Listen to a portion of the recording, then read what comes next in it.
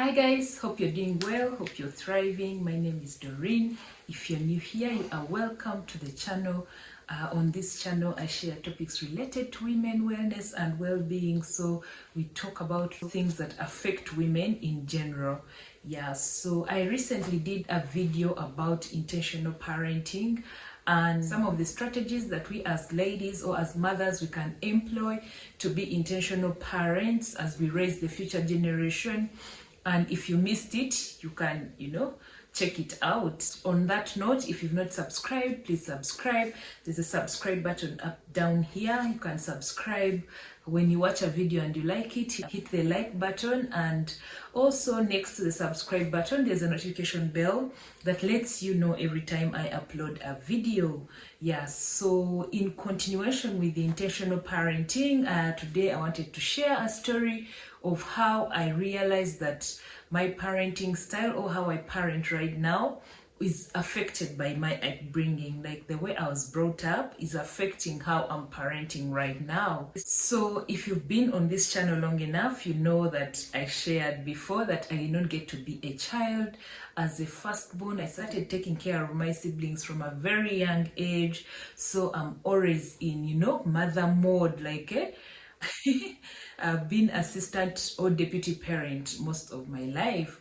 And because of that, I felt exhausted, I felt tired, I felt like this is too much. In fact, I was contemplating whether to have another baby or not, because I was like, I don't have any more emotional capacity left to raise anyone else. Like all my life, I've been raising children. I want to rest, Yeah, so and also that led to the fact that I want everyone around me to be independent. Like even my 2-year-old, like I'm like, why can't you be independent? Why can't you feed yourself? Why can't you bathe yourself? Guys, at 2 years.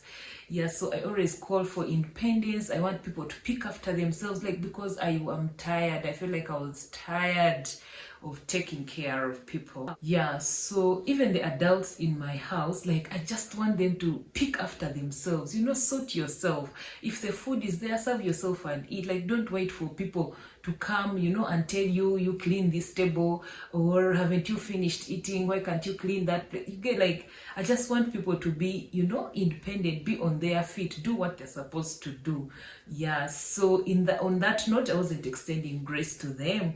I just felt like if everyone is out there doing what they're supposed to do, then it doesn't have to be a burden on my shoulder. It doesn't have to be an additional burden on my shoulder. And because of my upbringing, there are some people who come to stay in your home and then you subject them to that upbringing, and forgetting that they are coming from a different environment, they've been raised in different circumstances, they've been doing things differently. And don't get me wrong, when people come to your home, they're supposed to do like things the way you want them to do.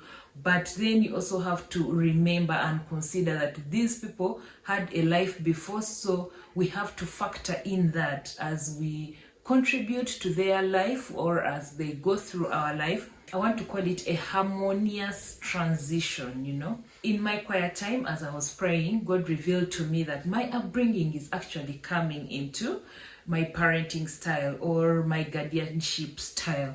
Yeah, so there's a girl who came to stay with us, and I was treating her like the way I was raised. But remember, this girl has been raised in different circumstances. She has been raised in a different environment. So like I can't immediately subject her to, the things the way I want them to be done now. And even the way I want things to be done, I want it to be different, different from how I was raised. Actually, it is even already different from how I was raised. Yeah, but I thought, I was like, when I was this age, what was I doing? And then, automatically you expect the person to do it. But this person hasn't been like that, has not been raised like that. Yeah, so in my quiet time, God told me that, you're bringing here how you're brought, and you're using that same way to raise this child, and that is not working. Yeah, so after that realization, I sat myself down with the Holy Spirit, with God. We had a meeting and we decided that we are going to extend grace to this person. We are going to consider where they are coming from, the things they do, the way they do, why do they do it like this? So that if I'm to guide her into the right way, maybe the way they were doing things was different, and if I'm to guide her into a different way, which is also good, because that's the season that my family is in right now, for her to be able to fit into the season that we are in right now.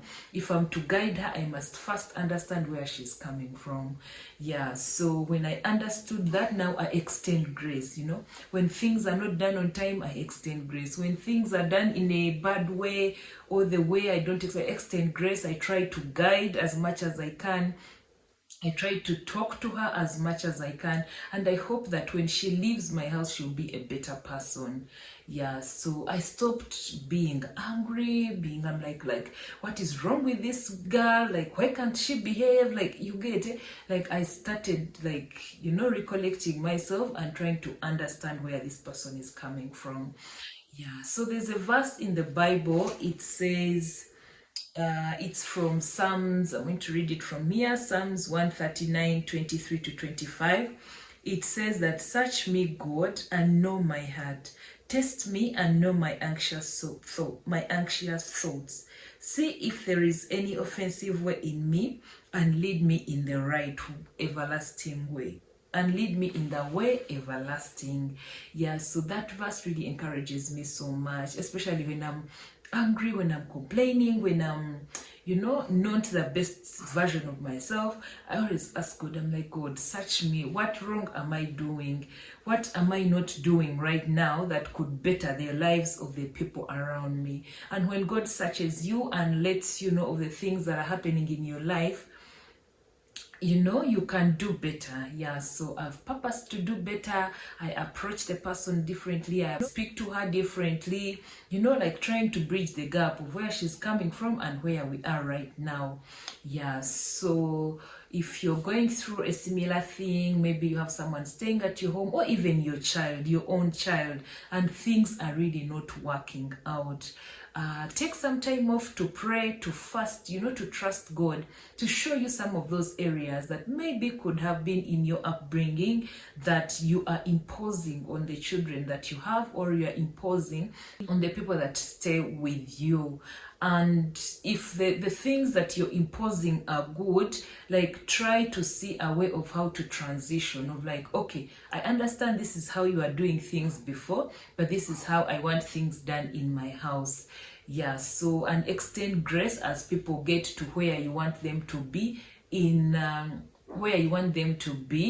as regards to the way you want to run your home, or the way you want to run your house. Yeah, so you go through all that, and by God's grace and by God's mercy and by God's enablement, you will be able to parent this person very well for the season that they are in your house.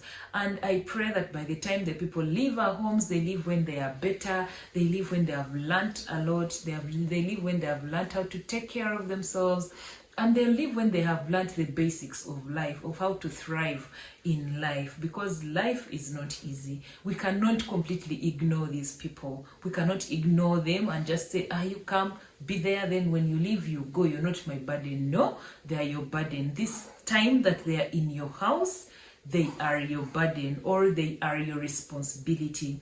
You have to impart something good in them.